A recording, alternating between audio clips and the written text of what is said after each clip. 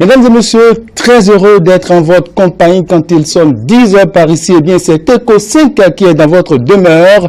Ce jour, Ferdinand Sourou Misseron vous fera le plaisir de présenter le livre de Emmanuel Yaokwasi. C'est bien sûr l'incursion suivie de Le vin est tiré. Félicité Pardonnou dans la rubrique Éducation parlera de la célébration de la journée des professeurs de français. Nous parlerons aussi dans la rubrique Junior d'Afrique de ce phénomène qui a toujours la peau dure. Il s'agit du viol sur mineur. En sommité, Kadi vous recevra, c'est bien évidemment Jamil Mamagao. Jamil Mamagao, un artiste bien confirmé, à la voix confirmée. Mais tout de suite, donc, la première escale de cette émission, c'est bien sûr les écritures. Mais avant, nous allons passer à la régie pour écouter Kérosène dans Tout sera élevé. Besoin méchant, très tranquille, et ma double prod. Ah, pour rien comme ça, on te jalouse. Ton cœur est blanc, ils te veulent du mal. Oh. Tu es gentil, ils sont méchants. Toi-même, tu comprends rien. Oh. En réalité, la réalité, moi je te le dis. C'est ta lumière qui domine la gueule noire. Oh, ne les calcule pas, tu as la grâce de Dieu sur toi. Tous ceux qui t'ont jeté vont te rechercher. Tous ceux qui t'ont humilié vont te respecter. Tous ceux qui t'ont enterré vont te déterrer. Tu as la grâce de Dieu sur toi. Élevé, élevé, tu seras élevé. Oh. Quel que soit ce qu'ils vont faire pour te rabaisser, c'est zéro. Élevé, toi, tu seras élevé. Wow, wow. Élevé, élevé, tu seras élevé. Oh. Quel que soit ce qu'ils vont faire pour te rabaisser, c'est zéro. Kassem Kafarani, oh, tu seras élevé. Baby Philippe, dosez. Entre nous qui crûmes et vous qui doutâtes, lesquels ont eu raison? Kérosène équilibre, Kiki Benzeni, Molaré. Souvent la méchanceté des hommes te fait tellement mal que tu n'as même plus envie d'aider quelqu'un. Pendant que tu fais des efforts pour que le bon y avance, ils font tout pour que tu tombes, mais toi, tu dois les ignorer. Avis Lucien, faut pas avoir peur, rien ne peut t'arriver. Ta mission sur cette terre, c'est Dieu qui a tracé. Et même ils vont le constater. Papa sans discours. Tous ceux qui t'ont jeté vont te rechercher. Tous ceux qui t'ont humilié vont te respecter. Tous ceux qui t'ont enterré vont te déterrer. Chaque soir, tu as la grâce de Dieu sur toi. Eric Bailly. Élevé, élevé, tu seras élevé. Oh. Quel que soit ce qu'ils vont faire pour te rabaisser, c'est zéro.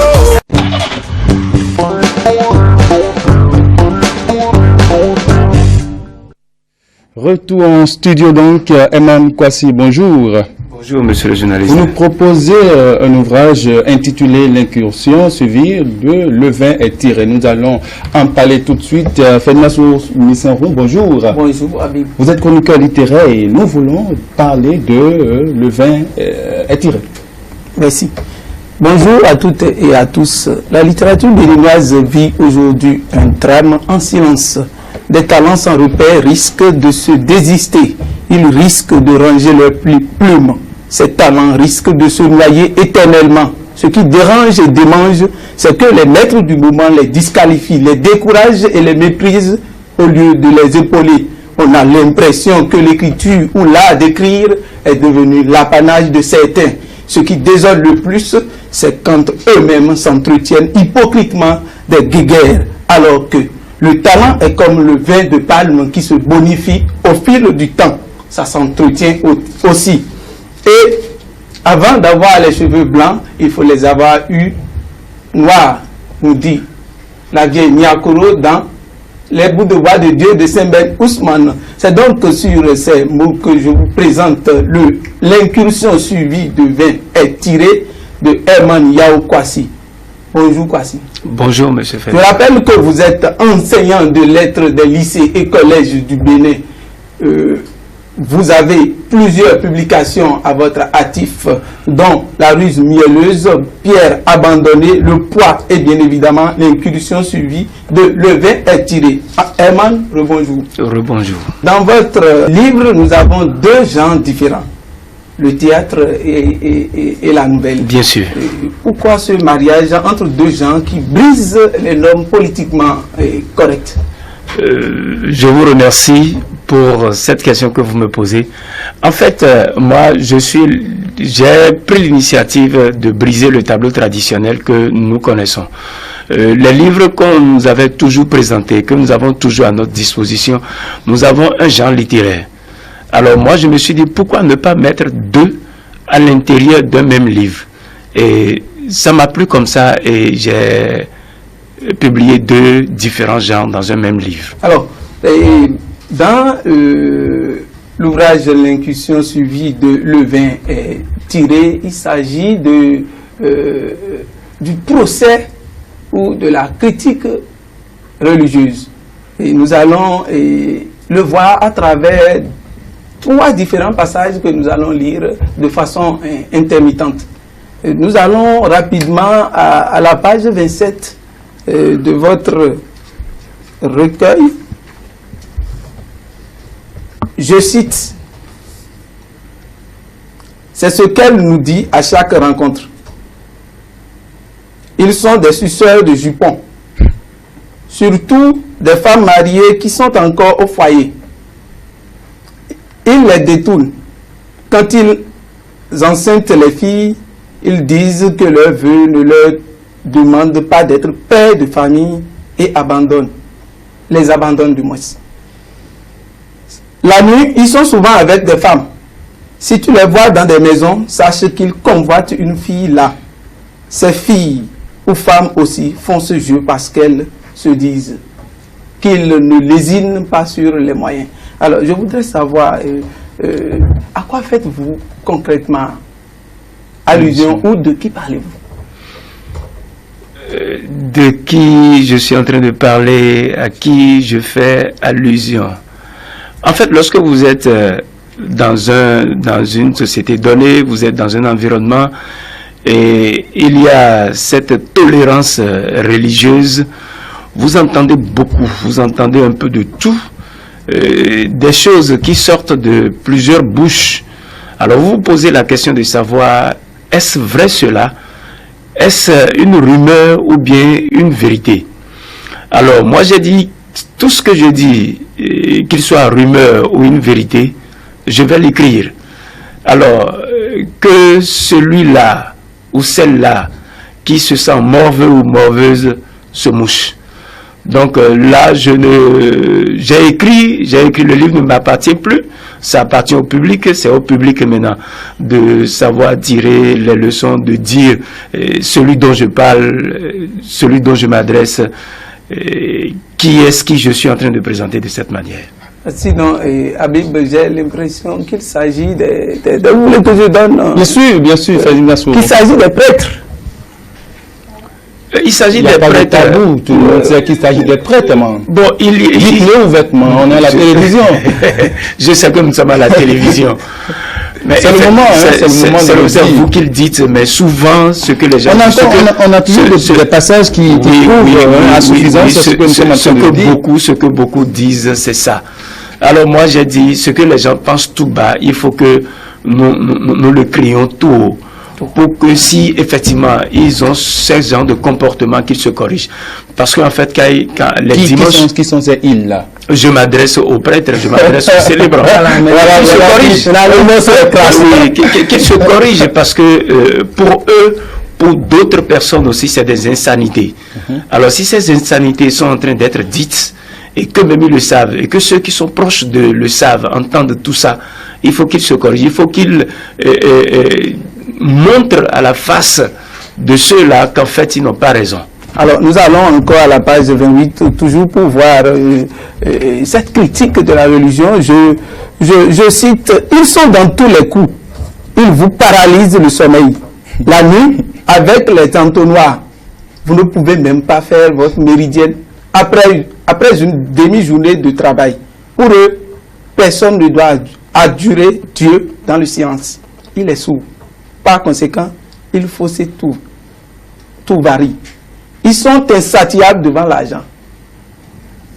Là, quel est toujours le référent? Ce n'est pas une affirmation gratuite. Ici, nous avons quitté. Vous avez été victime, c'est ça? Je n'en suis pas. Je n'en suis pas victime. Je n'en ai pas été victime. Alors ici, j'ai quitté le registre des prêtres et je suis allé je suis allé avec les pasteurs. Les pasteurs. Oui. J'ai vécu dans un quartier où je ne peux pas faire ma sieste quand je finis une demi-journée de travail. La nuit, vous perdez et vous êtes dérangé. Alors, à un moment donné, j'ai joué à un petit voyou. Mais j'ai pris des cailloux que j'ai lancés une fois dans leur maison, parce que la maison se situait derrière ma chambre, derrière notre clôture, et tu ne pouvais pas dormir. Alors lorsque je l'ai fait une fois, je ne vais pas vous mentir, ils ont cessé. Mais après ils ont repris de plus belle, et je me suis dit bon, c'est leur habitude, que faut-il faire? Il faut les laisser et continuer. Il faut les accepter comme ça. Sourd, comme vous l'avez dit. Oui, pour eux, Dieu est sourd. Dans sa chambre de façon silencieuse, tu peux adorer ton Dieu. Et ils oublient que la meilleure religion, c'est la propre conscience. Alors, et là où je trouve que vous êtes un peu audacieux, c'est justement à ce niveau, à la page 31. Et là, je crois que notre auteur il va s'expliquer. Non, il va être tiré. Il va être franc. Je cite ces propos de Djalé. Quel esprit saint? Peut-on voir un esprit saint? Connais-tu même le sens du mot esprit? Cela veut dire être immatériel, qui n'a pas de consistance corporelle. Ajoutons le mot saint, qui veut dire sans tache. Or, vous la voyez, et elle vous parle. Personne ne peut voir l'Esprit Saint. L'Esprit Saint n'a ni de nom par lequel il peut être appelé, ni de date de naissance. Mais le vôtre a un nom, et tous, vous connaissez sa date de naissance. Vous la commémorez même avec splendeur et pompe. De qui parlez-vous, Eman? Soyons directs. Je parle d'une dame qui s'est érigée en Dieu et qui dit qu'elle est Esprit Saint, elle est ci, elle est ça. On peut être quelque chose, on peut être... d'une dame qui s'est érigée en Dieu. Oui. D'accord. Oui. Et qui dit... Et là, nous sommes dans la fiction. Nous ne sommes pas dans la fiction. Nous ne sommes pas dans la fiction, nous l'avons vécu, c'est un cas pratique que nous avons vécu pendant des années, ici au Bénin. C'est une transposition du moins de la réalité dans votre fiction. Oui, voilà, d'accord. Oui, je ne vais pas le cacher. Voilà. J'ai suivi cette histoire, cette sorte de tintamarre de cette dame, mais après je me suis dit, est-ce que celle-là n'est pas en train de mystifier ceux qui ont encore l'intelligence très fragile? J'ai dit il faut l'écrire pour que les gens sachent qu'il y a des choses qui se passent. Alors, on n'a pas besoin de cramer sur tous les toits. Ce connaît. Restons toujours à la page 31 avec ces propos toujours de Djalé qui dit: moi, je sais mon Dieu et non nos devanciers. La question que j'ai là, est-ce qu'on peut copier un modèle qui n'existe pas? Est-ce qu'on peut copier un modèle qui n'existe pas? Quel est le modèle qui n'existe pas? C'est-à-dire que lorsque vous avez des devanciers voilà, qui sont exemplaires, cela agit positivement sur votre comportement, votre être. Maintenant, voilà que les devanciers ne sont pas exemplaires et vous dites que sans ça, vous pouvez adorer Dieu. Eh bien, les devanciers se basent sur quoi? Se basent sur l'Écriture sainte, se basent sur la Bible pour nous dire tout ce qu'ils nous disent lorsque nous sommes avec eux. Alors, il nous sommes permis aussi d'aller vers cette Bible et d'en prendre connaissance. Faire de la Bible ce que nous voulons, y tirer des leçons. Mais si eux, ils nous disent ce qui est bien de la Bible, mais ne font pas ça, ne sont pas à l'image de ce qu'ils nous disent. Moi, je préfère ne pas les écouter et je préfère plutôt m'en remettre à cette écriture sainte qui m'oriente correctement. Alors, merci beaucoup, Eman Kwasi. Tout de suite, la portée de l'œuvre. Bon, la portée, je peux dire que l'œuvre de Eman Yao Kwasi est une véritable satire religieuse. L'auteur a le mérite. Bon, j'aime particulièrement la facilité avec laquelle Eman Yao Kwasi se refuse agréablement de se soumettre à certaines règles traditionnelles d'écriture. D'accord. Merci Ferdinand Sourou Misseron, chroniqueur, écrivain. Je rappelle que vous étiez en compagnie de Eman Yao Kwasi, écrivain et enseignant, n'est-ce pas? Oui. Vous restez donc tout de suite, nous allons accueillir Félicité Padonou. Nous allons parler ensemble de cette journée-là de l'enseignant de français. Mais avant, on fait un tour à la régie pour écouter À jamais. Mr. Shine. It's Master. Oh Lord, Monifere, Master. Cadeau, ma vie sans toi n'a pas de sens, tu es mon cadeau. Bébé, quand t'es pas là, je te jure, j'ai mal au haut. J'arrive plus à décoller, je calo. Paro. À jamais je te veux à ma droite. Effacer tes peurs et tes troubles. Je ferai de toi ma femme. Dans mon palais t'es la reine bébé. Je t'aime bébé. Aïe de l'eau bébé, je tombe de l'eau. Mon cœur tu sais je tombe de l'eau bébé. De l'eau. Tu sais que je t'aime de l'eau. Oui je t'aime. Oui je t'aime. À jamais, jamais, jamais. À jamais. T'es l'amour de mon rêve. À jamais. Je serai toujours là. À jamais. Pour toi je ferai ce que tu veux. Cadeau, ma vie sans toi n'a pas de sens, tu es mon cadeau. D'amour quand t'es pas là, je te jure, je m'allo. J'arrive plus à décoller, je calo. À jamais je serai à ta droite, t'effaces mes peurs et mes troubles.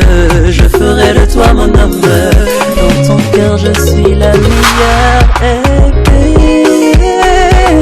On fera le tour du monde à deux, à deux, à deux. De l'eau bébé, je t'aime de l'eau. Mon cœur tu sais, je t'aime de l'eau bébé. De l'eau, de l'eau, de l'eau. Tu sais que je t'aime de l'eau, oui je t'aime. Oh, oui je t'aime. À jamais, jamais, jamais. À jamais. C'est l'amour de mes rêves. Je serai toujours là. Pour toi je ferai ce que tu veux. Ma lumière dans le noir, ferme tes yeux et regarde. Tu peux compter sur moi quand t'auras besoin de joie. Si tu aimes.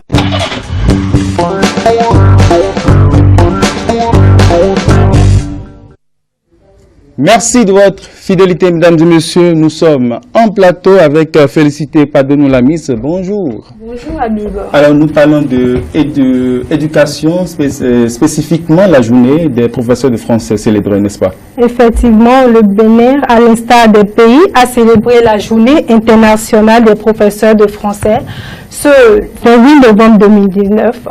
Il sera question dans cette rubrique d'analyser l'opportunité d'une telle journée, son impact sur la création littéraire, les perspectives.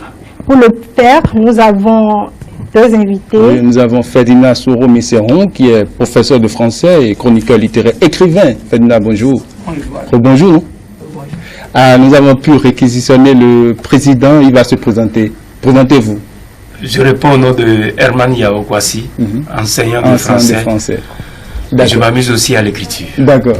Monsieur Raymond, êtes-vous au courant d'une telle journée? Si oui, comment vous l'avez célébrée? Oui, merci beaucoup, madame la journaliste. Et nous avions été au courant de cette fête. Nous l'avons bien préparée parce que nous ne pouvons pas enseigner la matière et ne pas préparer cette fête, qui est la nôtre, bien sûr, parce que nous nous retrouvons dans cette posture. Par conséquent, nous sommes tenus de la préparer correctement. Et puis, ça s'est bien passé. Ça s'est bien passé. Monsieur Ferdinand, avez-vous célébré la journée de vos pères? Sinon, pourquoi? Si oui, comment? Bon, merci. Particulièrement, je dirais que j'en ai entendu parler. Ce jour-là, j'étais au cours. Cela peut-être va vous étonner. J'apprécie beaucoup l'initiative. Et j'ai quand même mes réserves par rapport à l'organisation. Et ces réserves-là sont liées à moi. C'est-à-dire que... C'est personnel. Oui, c'est personnel. Des gens diront que, bon, il est facile de critiquer, mais la réalisation est difficile. Mais je répète que ces impressions-là sont personnelles. Vous pouvez partager avec nous, partagez avec nous. Alors,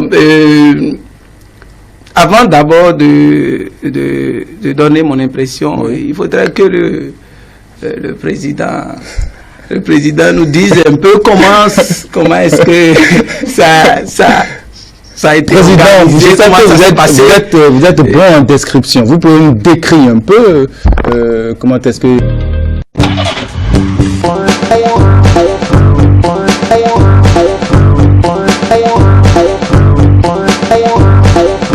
D'ailleurs, nous avons mobilisé... qualificatifs, hein. Nous avons mobilisé les apprenants, nous avons mobilisé des étudiants qui sont venus parce que ça a été organisé par d'organisation entre griffes. Nous nous sommes retrouvés à l'Institut français du Bénin pour cette fête avec autour de quelques écrivains, dont Florent Kouazotti, Daté Atavita Barnabé, l'inspecteur Apollinaire Bazaou et puis Carmen Toudonou. Il y a le président national, le DEC aussi, qui était présent. Il y a le docteur Jules-Marie Ganabé, qui était présent aussi. Il y a le secrétaire général national, M. Mingbeto Anissé, qui était également présent.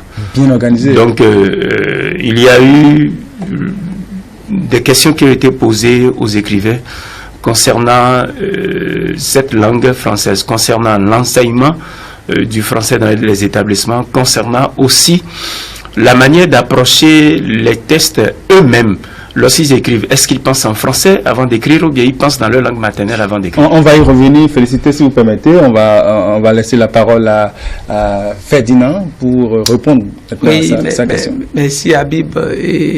D'abord, il faut reconnaître que ce qui a été organisé, c'est un très bon début. C'est bien. Cependant, je trouve que on a parlé d'une fête internationale. Et le Bénin, notre pays, le Bénin ne se résume pas seulement à l'Institut français. Et ceux-là, les professeurs de français qui sont très loin de Cotonou, alors comment ont-ils fêté? C'est pourquoi j'ai demandé d'abord à savoir comment ça s'est organisé. Comment ont-ils fêté? Certainement que ça fait une question. Ça fait une question qui me fait que je peux poser. L'autre question est que quand vous voyez les écrivains invités, pourquoi, par exemple, on n'a pas invité Herman Yaokwasi, qui est un écrivain? C'est la jeune génération que j'apprécie beaucoup. j'ai l'impression, il faut pas être hypocrite. Non, mais j'ai l'impression que ce sont toujours les mêmes personnes qu'on invite. Pour ces genres de fêtes ou bien d'événements. Alors, à quand donc la promotion des écrivains émergents, des jeunes écrivains? Moi, quand j'ai vu l'affiche, ça m'a dit quelque chose parce que je sais que dans le rang des enseignants, il y a des gens qui émergent. Et j'ai quelqu'un à côté de moi que je peux te toiter. Ah bon. Il ne peut pas écrire, on ne peut pas lui reprocher, ou on ne peut pas vouloir qu'il écrive exactement comme les autres. Il a sa manière d'écrire. Et je crois que le fait de n'avoir pas inscrit de jeunes auteurs au CCF, parmi les anciens que je respecte beaucoup, qui ont une plume vraiment fascinante, moi, je ne l'ai pas apprécié. Monsieur Ferdinand, Monsieur Aymon, est-ce que cette fête s'est-il réellement?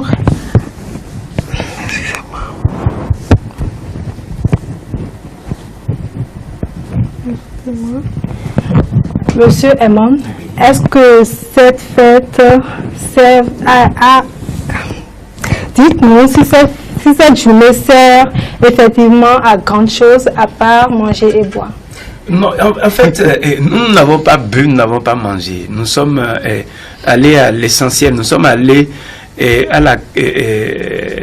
à l'essentiel de ce qui concerne cette fête. Cette fête, elle a eu lieu bien sûr dans d'autres départements.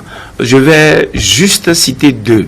Vous allez dans le nord, à Banikwara, les professeurs se sont regroupés. Ils ont célébré cette fête. Vous allez par exemple dans l'Atlantique, à Lada, là, les collègues se sont regroupés. Ils ont débattu, ils en ont même fait une rencontre littéraire. Ils ont exposé des ouvrages au programme. Ils ont parlé un peu de tout sur le français. D'accord. Maintenant, quant à l'invitation des écrivains, vous savez, il y a beaucoup qui ont été sollicités, mais qui n'étaient pas disponibles. Dans nos rangs, par exemple, il y a des professeurs qui devraient être à l'Institut français du Bénin à nos côtés, mais qui étaient empêchés. Il y a beaucoup qui étaient empêchés. Et un collègue, par exemple, que nous avions invité, mais qui nous a dit qu'il a cours dans une classe de première A, dans un établissement. Je suis sûr que ce n'est pas une fête sélective, hein, comme Ferdinand le pense. Alors, je n'ai jamais dit que c'est sélectif. Ce que je dis, c'est si on veut qu'on comprend. Alors, est-ce qu'on peut me dire pourquoi avoir concentré tous les grands au CCF? Mais je sais que Florent Kwaouzouti vit à Porte-Nouveau. Je sais également que Agbazaou vit à Bomé, si je ne me trompe pas. Daté, il est parmi nous ici. Alors, si ceux-là ne peuvent pas, dans leur coin, célébrer avec...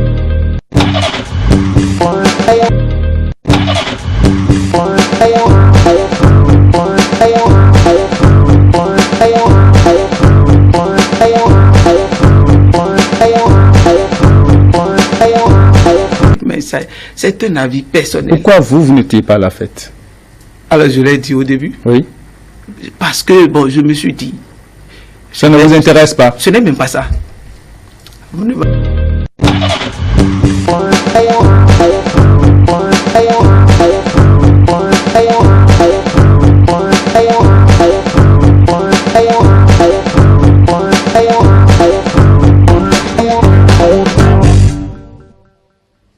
Mesdames et messieurs, très heureux d'être en votre compagnie quand il sonne 10 heures par ici. Eh bien, c'est Eco 5 qui est dans votre demeure.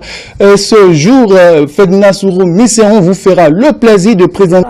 Attendre une journée pour célébrer les professeurs de français. Je vous remercie, madame. On ne doit pas attendre une journée, mais sachez que déjà c'est un pas. Et c'est déjà bien qu'on reconnaisse qu'il y a des gens qui enseignent cette matière. Par conséquent, on est tenu de leur consacrer une journée. Une journée pour qu'ils débattent autour des problèmes qui sont les leurs. Et c'est ce qui a été fait le jeudi passé. On enseigne le français. On doit écrire en français. D'accord? Et pour écrire en français, il faut des préalables. Maintenant, tu veux écrire. La langue de travail, c'est le français. Oui. Nous apprenons aux enfants, nous enseignons le français aux enfants, les règles de grammaire, les règles d'orthographe, les règles de conjugaison, etc. Alors, si on doit leur enseigner ça, il faut qu'on nous reconnaisse que nous sommes en train d'abattre un gros travail. Par conséquent, je trouve opportun cette journée qui est consacrée. Mais nous célébrons tous les jours la fête. Nous célébrons tous les jours la fête. Une fois que tu vas en classe pour dispenser ton cours, c'est déjà une fête que tu célèbres. Parce que les enfants ne sont pas stressés du début jusqu'à la fin. À des moments donnés, en faisant le cours, tu dis des blagues pour décomplexer l'atmosphère de la classe. D'accord, une dernière question? Oui, pour M. Ferdinand. M. Ferdinand, vous êtes écrivain. Cette journée vous permet-elle de faire des créations littéraires? Je peux dire que ça n'a pas été envisagé, sinon ça aurait été l'une des activités pendant cette journée-là, créer des jeux d'écriture autour desquels les enseignants vont se retrouver. Mais il faut aussi dire que être enseignant de français n'est pas systématiquement, ne donne pas droit systématiquement à être écrivain. Oui. Donc je trouve que bon, c'est relatif, hein, mais ça peut être une journée au cours de laquelle on va s'essayer à l'écriture et primer les jeunes talents. D'accord, merci. Merci à vous, félicitez Padonou. On se retrouve la semaine prochaine. D'accord. Alors, merci Ferdinand Souro Misseron. Je rappelle que vous êtes chroniqueur littéraire, enseignant de français et écrivain. Merci Emmanuel Kwasi, enseignant de français et écrivain. Tout de suite, nous allons recevoir Damien Segrenou, coordonnateur VBG à l'ONG internationale Médecins du Monde, et Chanceline Menvoanou, jeune activiste pour le droit des enfants. Mais avant, on fait un tour à la régie pour écouter Zeynab, Je me marie. Wasi wasi wasi wasi ashorelo yo alwasio oh oh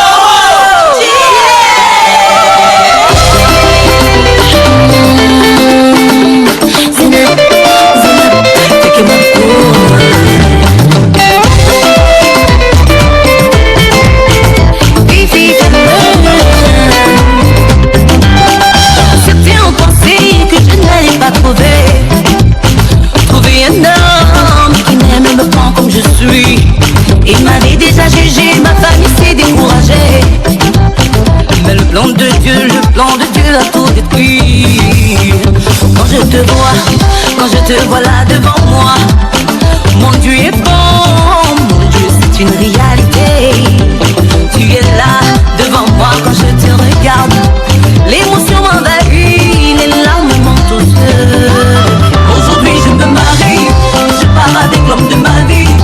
Pour les bêtises c'est fini, que pour des délires avec toi tu dis oui. Je sais que tu seras un bon mari, c'est à toi que j'ai dit oui.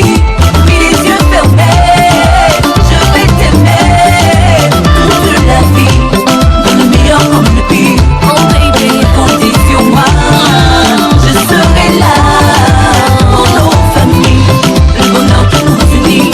I will never let you down, si c'était en pensée que tu n'allais pas trouver une femme qui t'aime et t'accepte comme tu es, chérie. De toi elles se sont moquées mais ils ne sont pas dieux. Aujourd'hui je suis là et je n'ai Dieu que pour toi. Quand je te vois là devant moi, mon Dieu est bon, Dieu a scellé notre union. Chérie, tu es là, mon amour, tu me regardes. L'émotion t'envahit, les larmes te montent aux yeux. Aujourd'hui c'est mon mari, je suis la femme de ta vie. Pour les bêtises c'est fini, que pour des délires ensemble qu'on se dit oui. Je sais que tu feras un bon mari, c'est à moi qui t'a dit oui.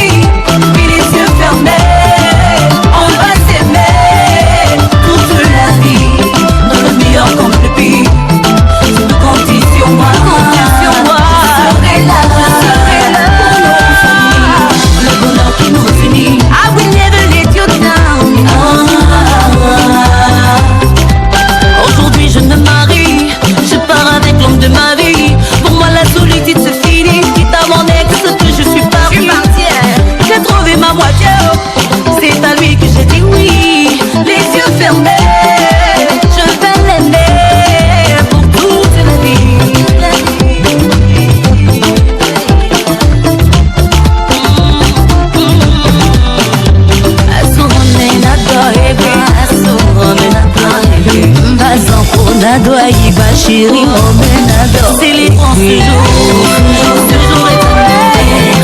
Célébrons ce jour éternel. Célébrons ce jour éternel. Célébrons ce jour éternel. Célébrons ce jour éternel.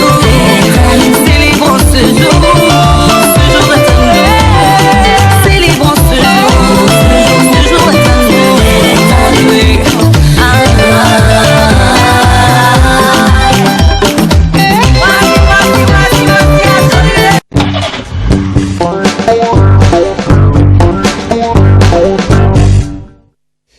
En plateau avec mes invités, M. Damien Segloun, bonjour. Bonjour. Vous êtes coordonnateur VBG à l'ONG internationale Médecins Sans Frontières, Médecins du Monde. Oui. Médecins du Monde y arrive. C'est ça.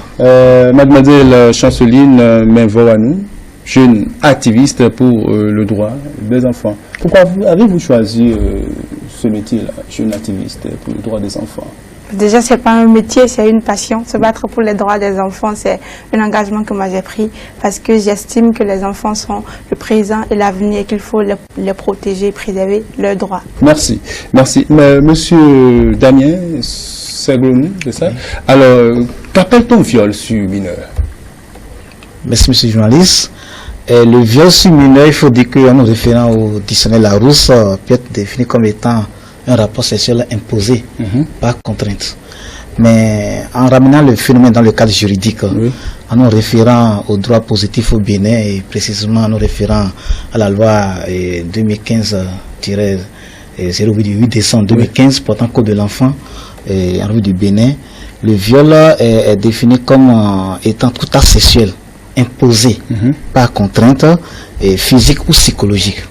Il faut dire que cette précision de tout acte est très importante dans le contexte juridique du moment où ça vient dire que le viol ne se limite pas seulement au seul rapport sexuel purement charnel.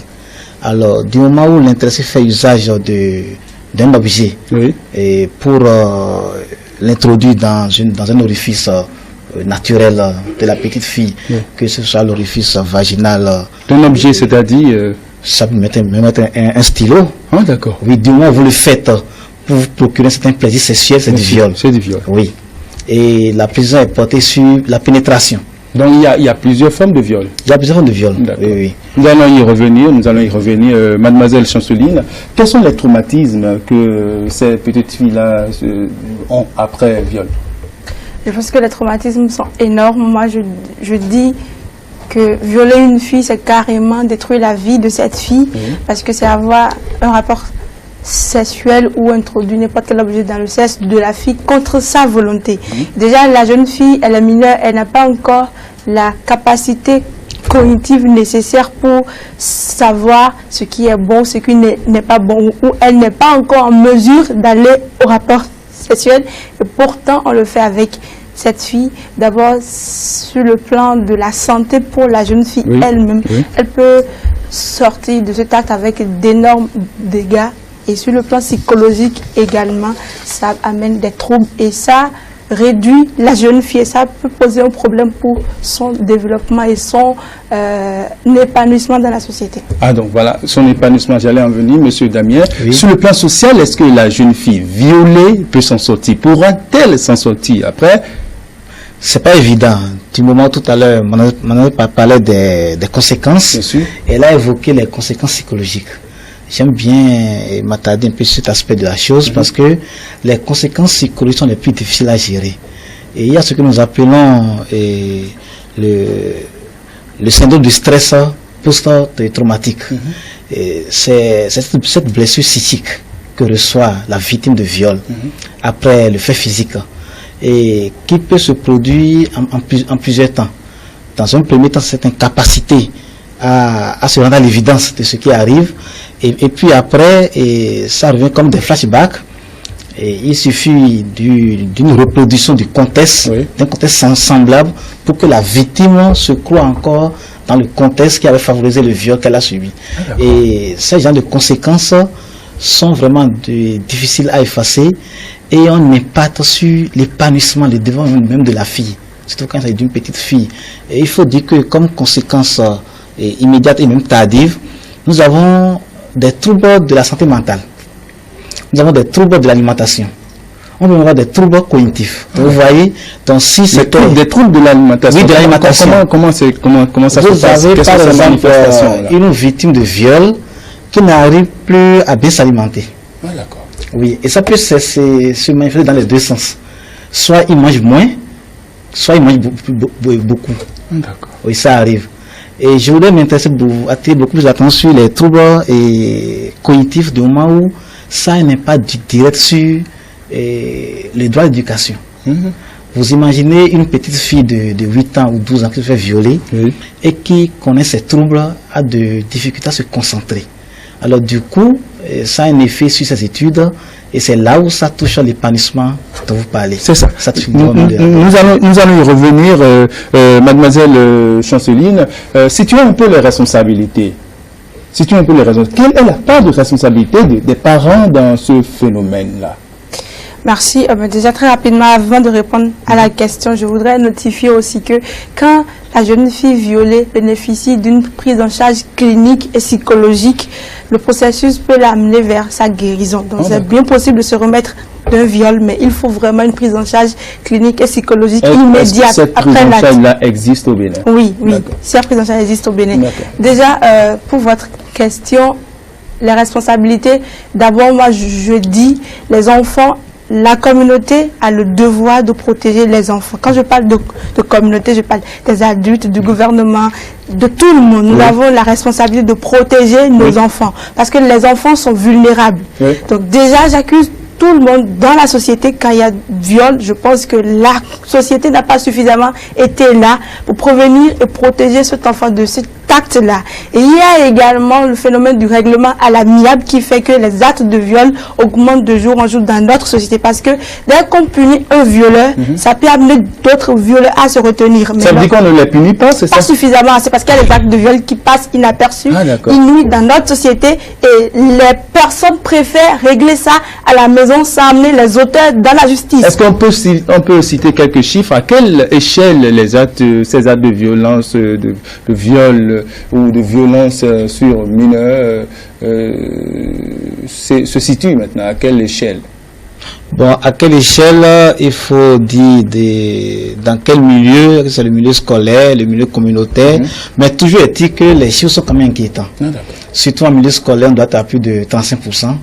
Et donc les chiffres sont inquiétants. C'est vrai qu'on n'a pas les chiffres exacts sous nos yeux ici, mais il faut dire que les chiffres sont inquiétants, surtout en milieu scolaire où l'enfant est censé être protégé, où l'enfant est censé évoluer dans un milieu protecteur, dans un environnement protecteur, un milieu qui garantit son épanouissement. Mais malheureusement, nous avons encore certains acteurs du milieu scolaire indélicats et qui se livrent quand même du milieu scolaire. Du milieu scolaire. Donc ça ne veut pas dire que le phénomène est circonscrit uniquement en milieu scolaire. Ça se produit aussi en communauté. Mais puisque le milieu scolaire était censé protéger l'enfant et qu'un tel phénomène s'y produit, il est quand même bien d'attirer l'attention là-dessus. C'est pourquoi nous déplorons cet aspect. Et il faut dire, tout à l'heure, Madame a parlé de la prise en charge. Et vous avez demandé si il y a des mécanismes de prise en charge au Bénin. Effectivement, ça existe. Mais c'est mineur. Et bon, on ne peut pas dire que c'est mineur, on fait ce qu'on peut. Et vous savez, il y a des partenaires au gouvernement qui font l'effort d'accompagner le gouvernement dans son dispositif de prise en charge des victimes de violences et particulièrement les victimes de viols, et surtout les mineurs. Et nous avons par l'ONG Médecins du Monde, où je travaille, qui fait un grand effort en accompagnant le gouvernement pour le fonctionnement des CIPEC, entendez les centres intégrés de prise en charge des victimes de violences basées sur le genre. Et quand nous disons violences basées sur le genre, ça englobe plusieurs types de violences, dont le viol. Et la prise en charge, effectivement, est holistique. Donc, il y a une prise en charge sanitaire, médicale, prise en charge psychologique, prise en charge sociale. Ça peut aller jusqu'à la réinsertion. Et tout cela est fait de façon gratuite.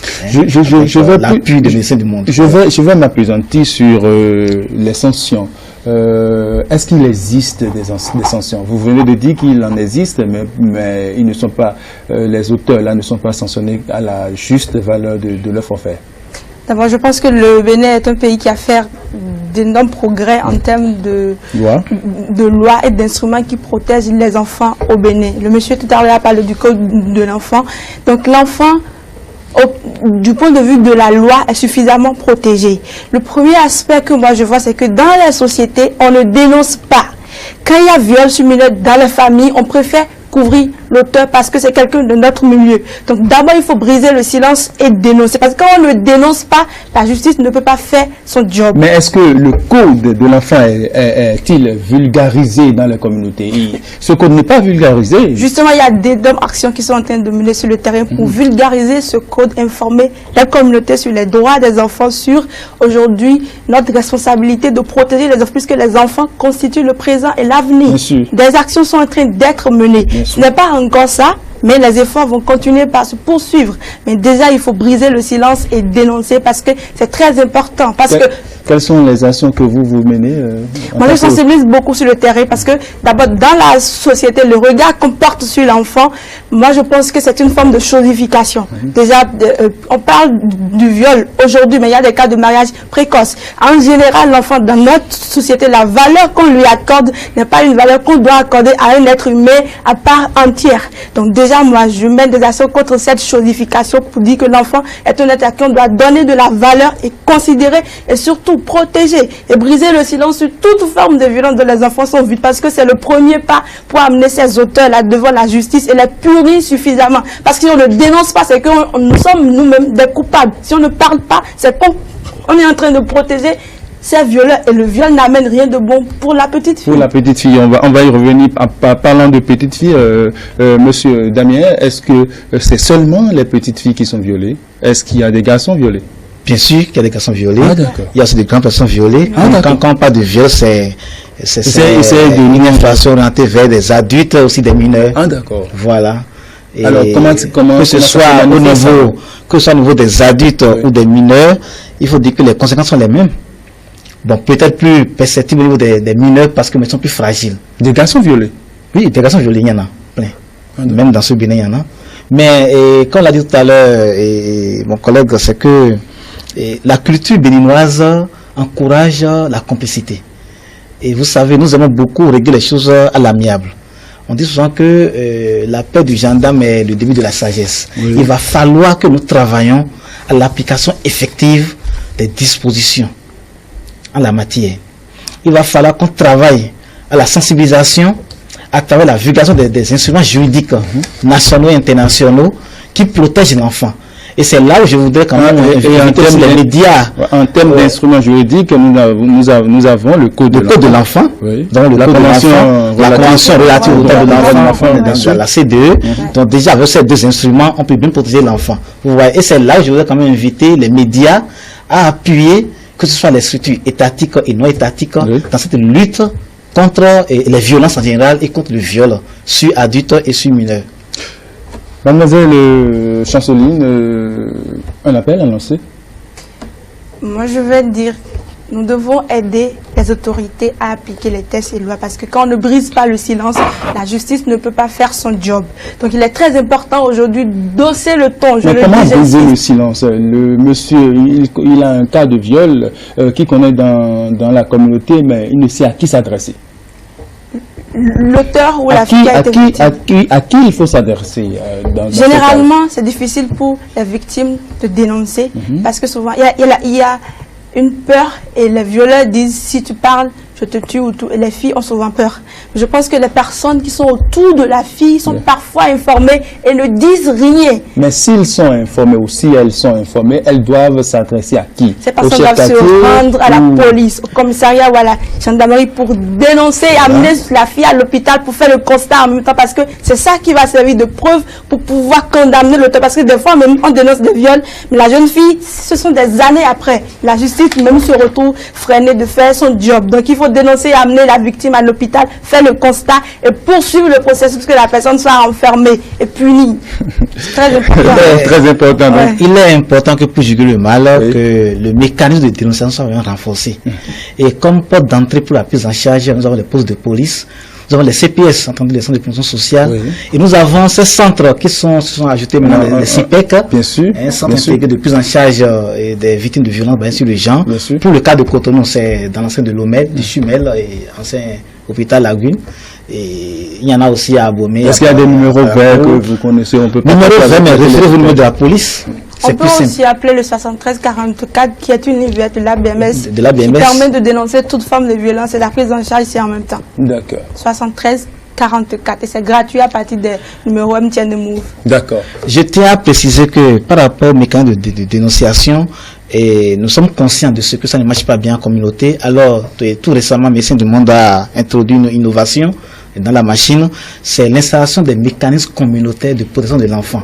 C'est un mécanisme qui regroupe les fonctionnaires sociaux et la police, leaders de communauté, leaders religieux.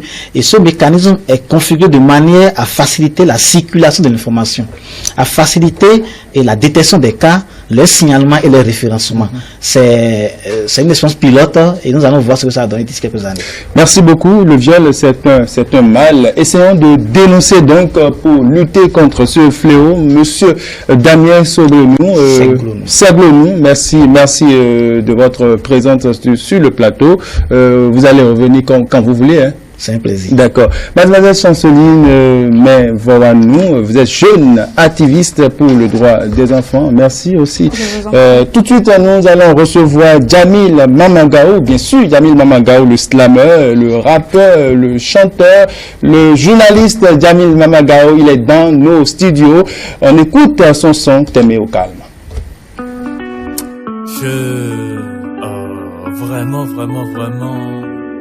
Nicky Larson.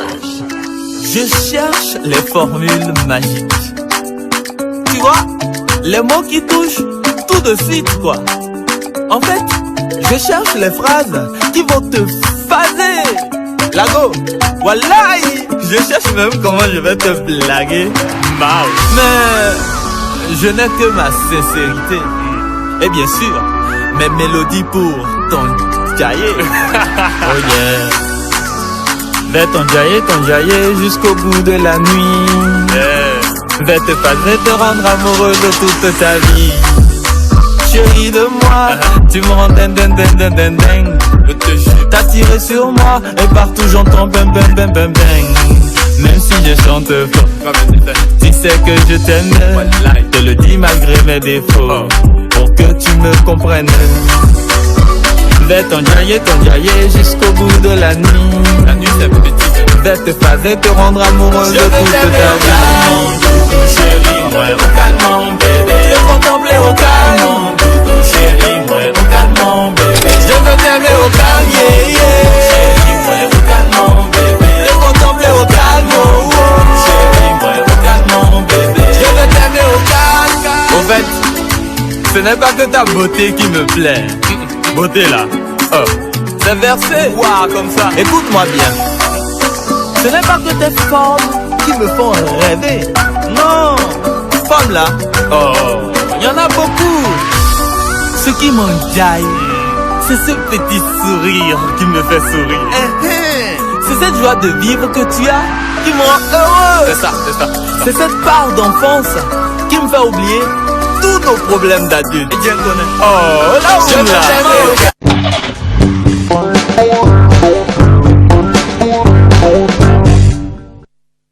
Sommité, je vous l'avais dit, c'est Djamil Mamagaou, il est en plateau. Djamil, bonjour. Bonjour Habib et salutations à chacune de tous ceux qui nous regardent en ce moment. T'aimes au calme? Oui, c'est mon credo, aimer les gens tranquillement, sereinement et partager d'amour tout le temps, quoi. D'accord. Kadi, bonjour. Bonjour Habib. Alors je vous laisse votre Djamil. Alors, bonjour Djamil. Bonjour. Né d'une mère togolaise et d'un père d'origine malienne, Djamil Mamagaou est originaire du village de Sori au nord du Bénin. Il a grandi entre plusieurs villes aux évidences toutes différentes, Parakou, Cotonou et Bembereke. Après ses études dans une école militaire où il a fait ses premiers pas sur scène, il forgea sa vocation pour la vie d'artiste. En 2012 et 2016, il s'adonne donc à la musique à travers des scènes slam, des soirées de déclamation, des challenges périodiques. En septembre 2016, ils se sont prêts à se confronter aux exigences du milieu professionnel de la musique. Motivé plus que jamais, il entre en studio pour préparer son premier album qui sortira en janvier 2019. Alors, que peut-on savoir sur Djamil? Je pense que vous avez presque tout ramassé en gros. Moi, je pense que ce qui est assez important aussi, c'est de savoir que je suis parti de cette détermination-là à dire que je crois que je peux le faire et qu'à partir de ce moment-là, j'ai suivi jusqu'au bout mes prétentions en tant qu'artiste. Je pense que ce qu'il faut savoir, c'est que je suis un homme métissé qui aime rencontrer les autres, qui aime découvrir les autres, qui aime le mouvement incessant dans la musique. J'aime quand ça bouge, quoi, comme ça. Bien sûr, bien sûr. Parce que voilà, je pense que c'est ce qu'il faut savoir de ma musique. Elle est hybride, elle bouge tout le temps. Je n'aime pas les fixités et je cherche tout le temps à apporter quelque chose d'assez, je dirais pas nouveau, mais décalé de ce qu'on m'a appris du slam. Quelque chose qui va entre le dire, le parler, le chantonner et le délirer. Mais ce faisant, Djamil, est-ce que c'est pas prétention que vous le faites ou c'est pour briser les codes? C'est un peu des deux. Je pense que quand on vient dans un art... Parce qu'on connaît quand même Djamil Mamandao, militaire qui fait entrer dans le game. Oui, c'est vrai que le passé en tant que militaire fait que j'étais censé et prédestiné à être dans les côtes, en fait, à rester carré. Mais c'est justement de là que j'ai appris la saveur de la nouveauté. Et donc je pense que je le fais et par prétention de ne pas rester statique et par envie permanente de me réinventer. Parce que je suis quelqu'un qui aime ça, se challenger, se donner, se fixer de nouvelles limites, aller au-delà des attentes. Et c'est pour cela que je le fais en fait. Djamil, comment décrirez-vous votre musique? Populaire. Populaire. Je pense que c'est le mot qui restitue le mieux ce que j'ai envie d'atteindre. Je veux que le slam touche des millions de personnes. Mon premier concert sera certainement devant 200 personnes à Africa Sound City le 7 décembre 2019. Mais j'ai envie que ça aille plus loin. 5 000, 10 000, 100 000, 300 000, 500 000 personnes. Et voilà, populaire. Ben, dites-nous, quelles sont les qualités qu'un musicien doit avoir? Croire en lui, c'est important. Tout le reste, c'est des éléments techniques qui viennent s'ajouter. Travailler sa voix, c'est important. Et quand on dit musicien, il faut le prendre sur plusieurs facettes. Il y a les instrumentistes, absolument, et il y a les hommes de parole. Ma voix est mon instrument. Et donc, je pense que c'est ça. Travailler sa voix en permanence, redécouvrir sa voix, écouter les autres, c'est important. Aller au concert des autres, découvrir à travers les autres ce qu'on peut apprendre et plonger dans sa culture. Ça, c'est important. En temps, vous avez publié 2 recueils de poèmes. Oui. Après, c'est un album. Oui. Comment vous faites voilà, ce travail d'écriture? Je pense que ça vient spontanément. Je ne me pose pas de questions. C'est la meilleure façon d'avancer. C'est-à-dire que pour moi, ce qui compte, ce n'est pas de me dire à un moment donné, je suis écrivain, je suis slammer. Non. Qu'est-ce que l'instant me définit comme élément, comme urgence de prise de parole? Et à partir de ce moment-là, je me positionne vis-à-vis de moi-même, vis-à-vis de mes capacités et je me mets au travail. Alors, vos chansons sont-elles des conseils pour les autres ou des armes qui vous aident à vous défendre des autres ou des expériences vécues? Un peu des deux. Je pense que j'ai envie de parler aux gens comme je me parle. J'ai envie de parler aux gens pour qu'ils m'écoutent. J'ai envie qu'on crée un dialogue. Comme je le dis, pour moi, l'écriture est une solitude en quête de compagnie. Et c'est vraiment comme ça que je trouve ma démarche de création. Je crée pour que l'autre se retrouve en moi et qu'ensemble nous créons un chemin où nous allons vers la lumière. Et c'est ce qui m'importe le plus. Aller vers la lumière. Les téléspectateurs ont envie de vous voir chanter, voilà. Oh, qu'est-ce que je leur dis, aussi longtemps que mon cœur transpire, aussi longtemps que ma chair respire, tant que le souffle du vent soufflera encore dans mes narines, Je serai de ceux qui continuent leur route, de ceux qui s'affrontent eux-mêmes pour dérouter leurs doutes. Et j'avancerai. Le reste en concert. Alors, est-ce qu'il y a des chanteurs qui ont influencé votre manière d'écrire des chansons? Alors, je vais dire que les premiers mentors que moi j'ai eu, c'est déjà Sergent Marcus, par rapport au dire, par rapport à la prise de parole. Ensuite, il y a eu Suleiman Diamanka et plus loin encore, Abdel Malik, Kamal Radji, Semevo l'enfant noir, et tous les contemporains ont pu m'influencer dans ma démarche slam.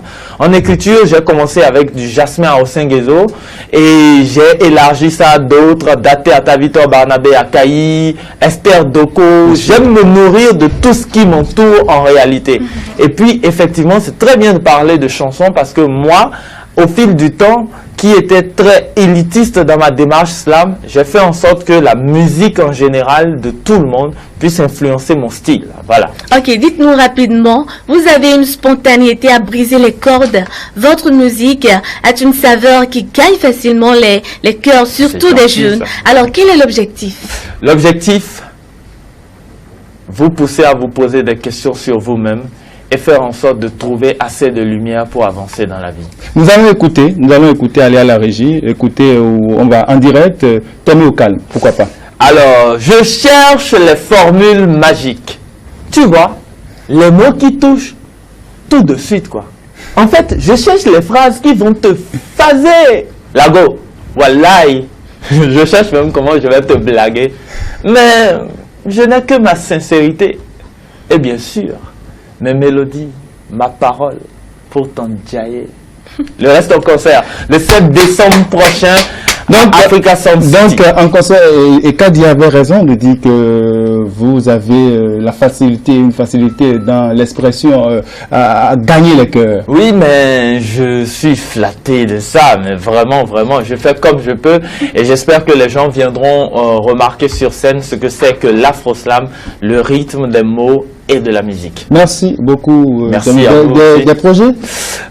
Mon prochain EP en 2020, qui sera la continuité de mon premier album, et une tournée régionale avant maintenant d'aller à d'autres scènes à l'international. D'accord, plein succès à vous, Jamil Bamangayou. Merci beaucoup. Kadi, on se voit la semaine prochaine? Exactement. Très bien. Merci, Jamil. Merci à vous. Nous sommes déjà à la croisée des chemins. Eh bien, c'est Echo 5 de ce samedi. C'est terminé. On se retrouve la semaine prochaine, si Dieu le veut.